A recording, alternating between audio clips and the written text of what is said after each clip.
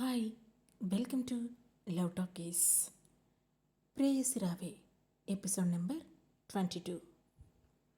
Mahendranath and Vijay వాళ్ళు మాట్లాడుకుంటూ ఉంటే రహీంకి హాస్పిటల్ నుండి కాల్ వచ్చింది. ఆ కాల్ మాట్లాడిన రహీంకి కోమాలో ఉన్న డ్రైవర్ శంకర్కి మెలకువ వచ్చిందని తెలుస్తుంది. ఆ మాట వినగానే ఆగమేఘాల మీద అక్కడి నుండి హాస్పిటల్కి స్టార్ట్ అవుతాడు మహేంద్రనాథ్. దాంతో అక్కడే ఉన్న విజయ్ రహీం వైపు చూసి, సార్, ఈ శంకర్ ఎవరు అని అడిగాడు. ఆ రోజు మహితను డ్రాప్ చేయడానికి వెళ్ళిన డ్రైవర్. ఆ రోజు తర్వాత ఏమైందో తెలియదు, కానీ ఎవరో అతని మీద అటాక్ చేశారు. దెబ్బలు బాగా తరగడంతో కోమాలోకి వెళ్ళిపోయాడు అని జరిగింది వివరించాడు రహీం.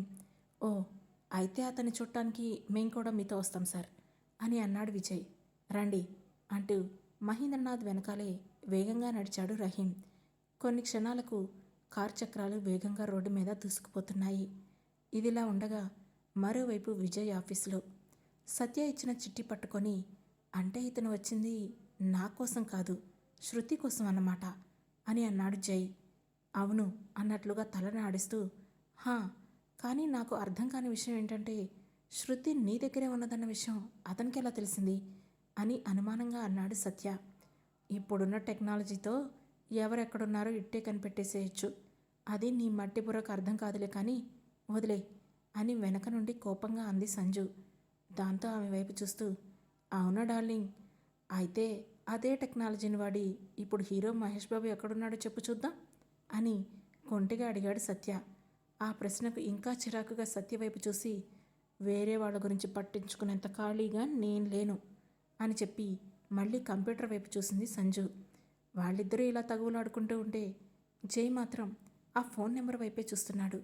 ఇంతలో ఏదో గుర్తుకు వచ్చినట్టుగా టక్కున తన ఫోన్ తీసి, ఈ నెంబర్ని నిన్న అని తనలో తానే అనుకుంటూ కాల్ హిస్టరీ చెక్ చేశాడు. ఆ హిస్టరీలో నిన్న మధ్యాహ్నం టైంకి ఆ నెంబర్ నుండి కాల్ వచ్చినట్లుగా కనిపించడంతో, అంటే ఇతను నిన్నటి నుండి నా గురించి ఆరాలు తీయడం మొదలుపెట్టాడనమాట అని తనలో తానే అనుకుంటూ ఉండగా సత్య చిన్నగా వేసిన కేక అతని చెవుల్లోకి దూసుకుపోయింది. దాంతో వెంటనే వాళ్ళ వైపు తిరుగుతూ, అబ్బా, ఏంటి మీ గొడవ అని ఆ ఇద్దరి మీద అరిచాడు జై. ఆ అరుపుతో ఇద్దరు మన్ను తిన్న పాముల్లా ఒక్కసారిగా సైలెంట్ అయిపోయారు. అప్పటి నుండి చూస్తున్నా, ఇద్దరిలో ఒక్కరు కూడా తగ్గకుండా వాగుతూనే ఉన్నారు. ఇది ఆఫీస్ అని అసలు మీకు గుర్తుందా అని కోపంగా సంజు వైపు చూశాడు జై. దాంతో సంజు కొద్దిగా తలదించుకొని, సారీ అన్నయ్య అని మెల్లగా అంది.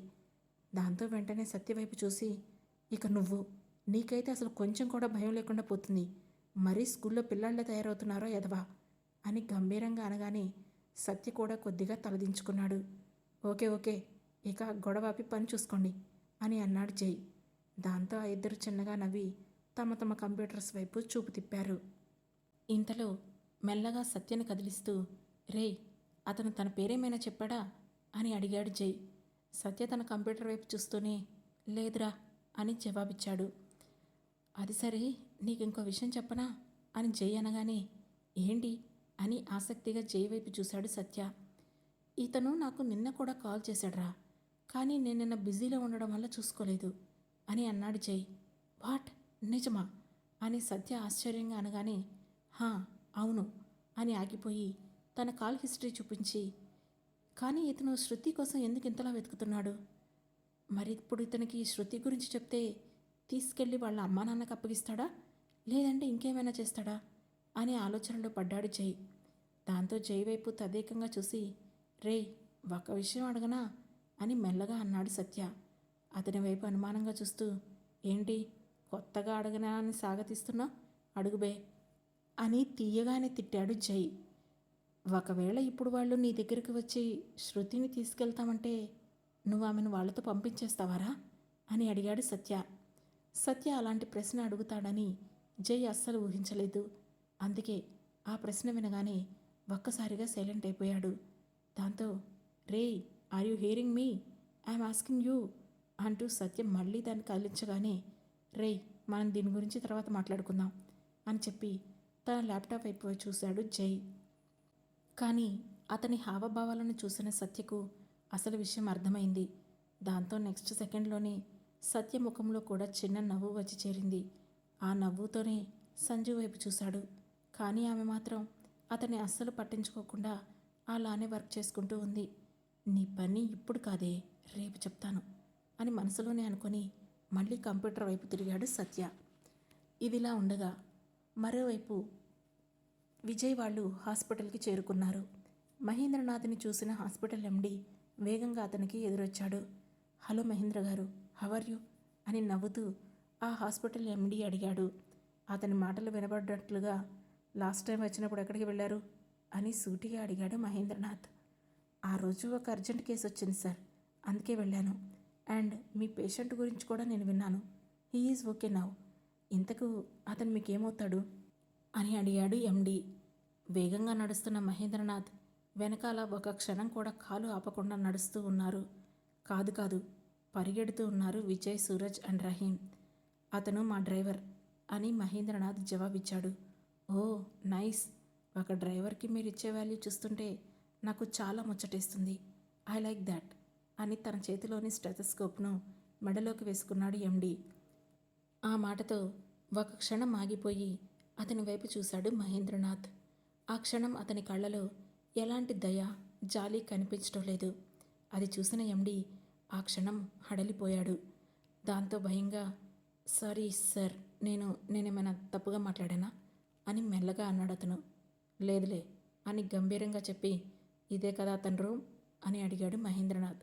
హా ఇదే సార్ అని ఎండి సమాధానం ఇవ్వగానే విల్లు నుండి వచ్చిన బాణం మాదిరి వేగంగా ఆ రూంలోకి దూసుకుపోయాడు మహేంద్రనాథ్. అతని వెనకేలా వెళ్ళారు మిగిలిన నలుగురు. లోపలికి వచ్చిన మహేంద్రనాథ్కి బెడ్ పైన కూర్చొని ఫ్రూట్స్ తింటున్న డ్రైవర్ శంకర్ కనిపించాడు. సరిగ్గా అప్పుడే శంకర్ కూడా ఇటువైపు తిరగడంతో అక్కడ కోపంగా నిలబడిన మహేంద్రనాథ్ కనిపించాడు. అతన్ని చూడగానే భయంతో నీళ్లు మింగుతూ, అయ్యగారు అని ఆగిపోయాడు. మాట్లాడడానికి గొంతు సహకరించినట్లుగా శంకర్. వెంటనే వేగంగా శంకర్ దగ్గరికి వచ్చి అతని జుట్టు పట్టి కోపంగా తలను వెనక్కి నెట్టి, చెప్పు, మహిత ఎక్కడుంది? తనను ఎక్కడ దాచిపెట్టావు అని అడిగాడు మహేంద్రనాథ్. ప్రళయకాల రుద్రుడిలా కోపంతో ఎర్రబడిన అతని కళ్ళల్ని చూడగానే శంకర్కి మాట పడిపోయింది. చెప్పురా, ఎక్కడుంది నా కూతురు? చెప్తావా లేకపోతే నా చేతిలో చస్తావా అని బెదిరించాడు మహేంద్రనాథ్. అక్కడ జరుగుతున్నదంతా గుడ్లప్పగించి చూస్తున్నారు మిగిలిన అందరూ. ఒక క్షణం క్రితం వరకు నేను చాలా తప్పుగా ఊహించాను అని మనసులోనే అనుకున్నాడు ఆ హాస్పిటల్ ఎండి. మహేంద్రనాథ్ అరుపుతో భయం నుండి తేరుకున్న శంకర్, నాకేం కాలేదయ్యా, నేను కేవలం అమ్మాయి గారిని దించి వచ్చేశాను అంతే, అంతకు తప్పించి నాకేం తెలీదయ్యా అని చేతులు జోడించి ప్రాధేయపడ్డాడు శంకర్. అక్కడే ఉన్న విజయ్ కొంచెం ముందుకు వచ్చి, సార్, అతన్ని కొంచెంసేపు నాకు వదిలేయండి, నాకు కూడా అతనికి ఏమీ తెలియదని అనిపిస్తుంది అని అన్నాడు. అది విని శంకర్ జుట్టు వదిలేసి కూర్చొని, ఇతను అడిగే ప్రశ్నలకు సమాధానం సరిగ్గా చెప్పు, కొంచెం అటు ఇటు అయినా ఏం జరుగుతుందో తెలుసు కదా అని చూపులతోనే భయపెట్టాడు మహేంద్రనాథ్. దాంతో సరే అయ్యా అని భయంగా తలూపాడు డ్రైవర్ శంకర్. అప్పుడు విజయ్ అతనితో, చూడండి, నేను అడిగేదానికి బాగా ఆలోచించుకొని బాగా గుర్తు చేసుకొని నిజం చెప్పండి, ఎందుకంటే మీరు చెప్పేదాని మీదే ఈ కేసు ఆధారపడి ఉంటుంది అని చాలా మర్యాదగా చెప్పాడు విజయ్. సరే అన్నట్లుగా శంకర్ తలను ఆడించగానే, ఆ రోజు మీ అమ్మాయి గారిని, అదే మహితను ఎక్కడ డ్రాప్ చేశావు అని అడిగాడు విజయ్. సిటీకి దూరంగా ఉన్న ఒక బస్ స్టాప్కి కొంచెం దగ్గరలో వదిలిపెట్టాను సార్ అని సీదా జవాబిచ్చాడు శంకర్. ఆ రోజు మీ అమ్మాయి గారు ఎలా ఉన్నారు? ఏదైనా కంగారుగా, టెన్షన్గా ఉన్నారా లేకపోతే నార్మల్గానే ఉన్నారా అని మరో ప్రశ్న వేశాడు విజయ్. దాంతో ఒక క్షణం ఆగిపోయిన శంకర్, ఆ రోజు ఎందుకో కానీ కొంచెం టెన్షన్గానే కనిపించారు. నేను ఏమైందమ్మగారు అని అడిగితే మాత్రం ఏం చెప్పలేదు సార్ అని భయంగా మహేంద్రనాథ్ వైపు చూశాడు శంకర్. సరే, ఇదంతా వదిలేయి, అసలు నీ మీద అటాక్ చేసింది ఎవరు? వాళ్ళని నువ్వు ఇంతవరకు ఎప్పుడైనా చూసావా అని అనుమానంగా అడిగాడు విజయ్.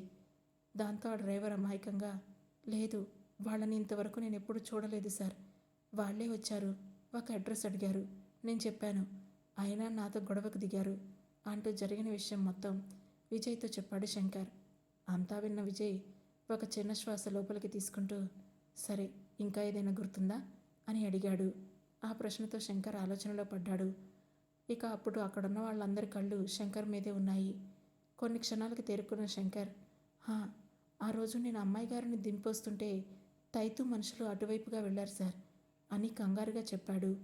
ఈ తైతు అంటే ఎవరు? సూరజ్, నీకేమైనా తెలుసా వీళ్ళ గురించి అని అడుగుతూ సూరజ్ వైపు చూశాడు విజయ్. ఒక క్షణం ఆలోచించిన సూరజ్, హా సార్, తైతు అంటే ఒక చిన్న గూండా బ్యాచ్ సార్. ఆ రోజు ఇన్స్పెక్టర్ దగ్గర నుండి మనం ఒక అడ్రస్ తీసుకున్నాం కదా, అది వాళ్ళదే అని సమాధానమిచ్చాడు సూరజ్. దాంతో తమకు దొరికిన అన్ని పాయింట్స్ని కలుపుతూ, ఆ అడ్రస్ నీ దగ్గరే ఉంది కదా అంటూ శంకర్ దగ్గర నుండి లేచాడు విజయ్. హా, ఉంది సార్ అంటూ తన ఫోన్ ఓపెన్ చేసి ఒక ఫోటోని విజయ్కి చూపించాడు సూరజ్. ఓకే పదా అంటూ అక్కడి నుండి బయలుదేరాడు విజయ్. ఇదిలా ఉండగా సాయంత్రం 5 గంటలు దాటింది. అందరూ ఆఫీసుల నుండి బయటకు వచ్చేస్తున్నారు. కానీ ఇంకా సంజు, సత్య ఎడమొఖం పెడమొఖంగానే ఉన్నారు. అది గమనించిన జై వాళ్ళిద్దరి చేతులు చెరువైపు పట్టుకొని, మీ ఇద్దరూ నాతో రండి అని అన్నాడు. ఎక్కడికి రా అని సత్య పిలుస్తున్నా పట్టించుకోకుండా వాళ్లను బలవంతంగా క్యాంటీన్కి తీసుకువచ్చాడు జై. కొంత దూరాన ఉన్న ఒక టేబుల్ ముందు కూర్చోబెడుతూ, ఇద్దరు ఇక్కడ కూర్చోండి, ఇక్కడి నుండి ఒక్క అడుగు కదిలినా మర్యాద దక్కదు అంటూనే వెయిటర్ దగ్గరికి వెళ్ళి 3 కాఫీలు పట్టుకొచ్చి వాళ్లతో పాటు తాను కూడా జాయిన్ అయ్యాడు జై. తీసుకోండి అని అనగానే కొంచెం మొహమాటంగానే తమ కప్పుల్ని చేతిలోకి తీసుకున్నారు ఆ ఇద్దరు. ఇప్పుడు చెప్పండి, అసలేంటిదంతా అని ఇద్దరి వైపు మార్చి మార్చి చూశాడు జై. కానీ ఏమీ తెలియని అమాయకుడురా, ఏంట్రా నువ్వు దేని గురించి మాట్లాడుతున్నావు అని అడిగాడు సత్య. దాంతో సత్య వైపు కోపంగా చూసి సంజు వైపు తిరుగుతూ, సంజు, కనీసం నువ్వైనా చెప్పు, రేపు నిశ్చితార్థం పెట్టుకొని మీ ఇద్దరు ఇలా ఎందుకు గొడవ పడుతున్నారు? మీ ఇద్దరి మధ్య ఏం జరిగిందో తెలుసుకోవాలని నిజానికి నాకు లేదు, బట్ మీరు మాట్లాడుకోండి. ఎందుకంటే ఇన్ని రోజులు మీ బాగుడు విన్న నాకు మీ సైలెన్స్ అస్సలు నచ్చటం లేదు. ఎందుకంటే కుక్కలు అరిస్తేనే అందం అని కొంటిగా అన్నాడు జై. అతని మాటలు పూర్తి కాగానే, రేయ్, ఏంట్రా అంత మాట అన్నావు? మేము నీకు డాగ్స్లో కనిపిస్తున్నామా అని ఆశ్చర్యంగా అడిగాడు సత్య. నార్మల్ డాగ్స్ కాదురా బాబు, ఐడియల్ డాగ్ కపుల్, ఒక ఆదర్శవంతమైన కుక్క జంట అని చేతుల్ని పైకి లేపి హోల్డ్ చేస్తున్నట్లుగా సాగదీశాడు జై. రేయ్ అని సత్య అనగానే, అన్నయ్య అంటూ సంజు కూడా ముందుకొచ్చింది.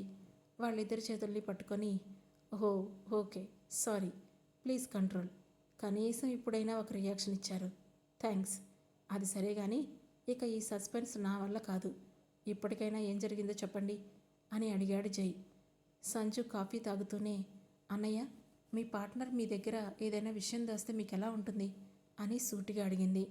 చాలా కోపం వస్తుంది, లాగి పెట్టి కొట్టాలనిపిస్తుంది. బికాస్ అన్నీ షేర్ చేసుకున్నప్పుడే ఒకరితో ఒకరికి మంచి అండర్స్టాండింగ్ ఉంటుంది అని చెప్పాడు జై.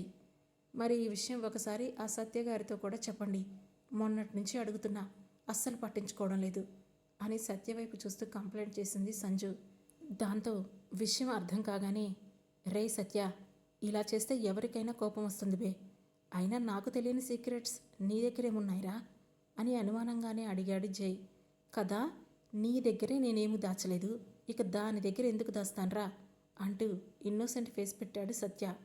నోరు తెరిస్తే చాలు అన్నీ అబద్ధాలే, నీ మాయ మాటలకి ఇప్పుడు నేను అస్సలు పడిపోను అని మొన్న రాత్రి వాళ్ళు మాట్లాడుకుంటుండగా వచ్చిన ఫోన్ గురించి జైతో చెప్పింది సంజు.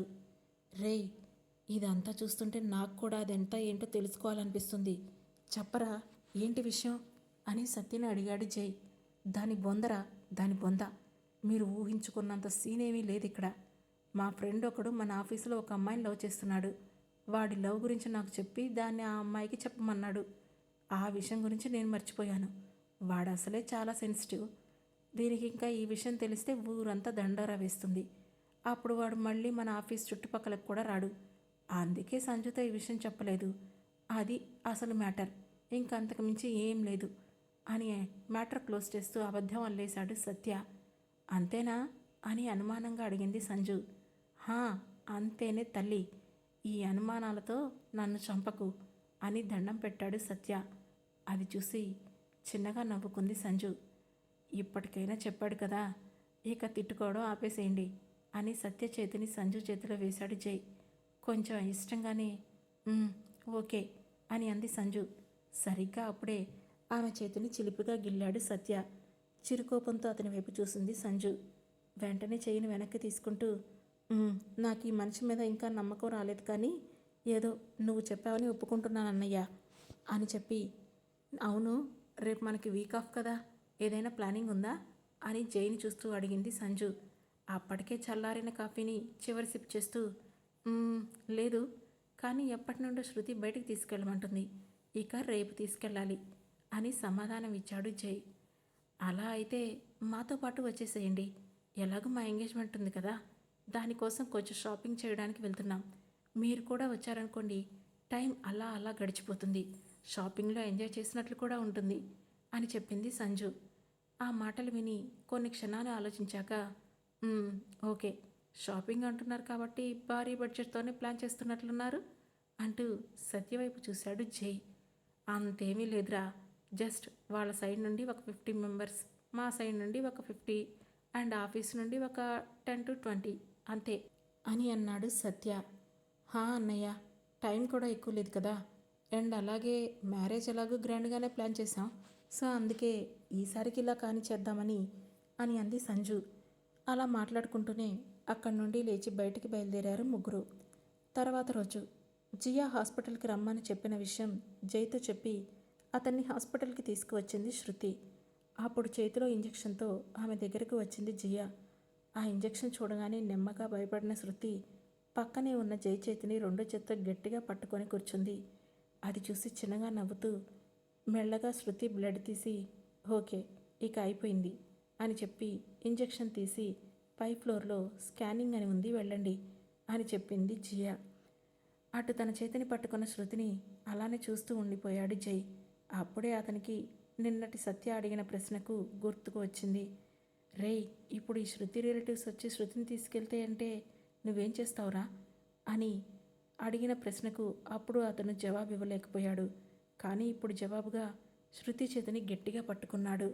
వెంటనే శృతి అతని వైపు ప్రేమగా చూసింది. ఆమె కళ్ళలో ఇప్పుడు విడదీయలేని ప్రేమ, ఎప్పటికీ అలానే ఉండాలనే భావం కనిపిస్తోంది. ఇంతలో బయటికి వెళ్ళి వచ్చిన జియా, మీరింకా వెళ్ళలేదా అని అంది.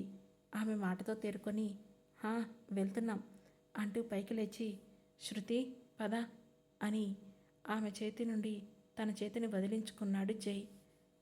ఆ తర్వాత కాసేపటికి ఇద్దరూ డాక్టర్ను ముందు కూర్చొని ఉన్నారు.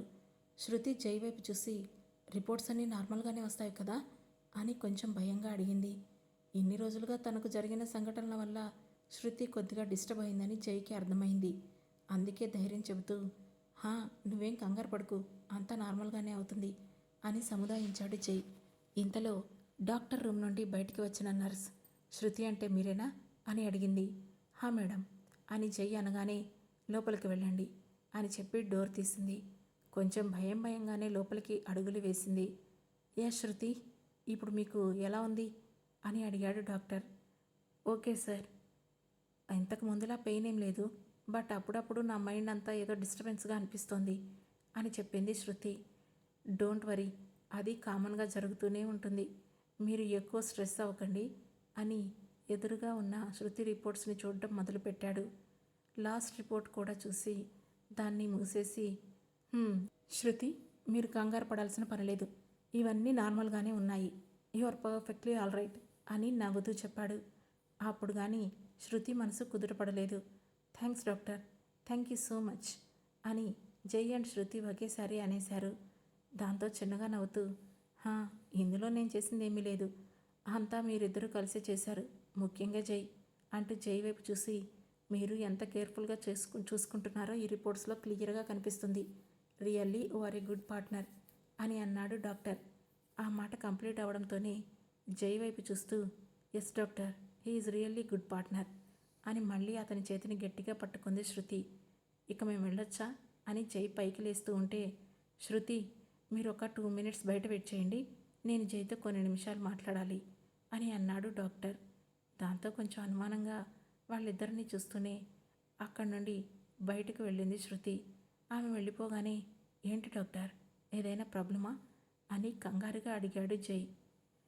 ఇప్పుడు డాక్టర్ ఏం చెప్పబోతున్నాడు, అతను చెప్పే మాటలు శృతి లైఫ్ని ఎలా మార్చబోతున్నాయి తెలుసుకోవాలనుకుంటే వెంటనే మా లవ్ టాకీస్ ఛానల్ను సబ్స్క్రైబ్ చేసుకొని ప్రేయసి రావే సిరీస్లోని నెక్స్ట్ ఎపిసోడ్ను వినండి.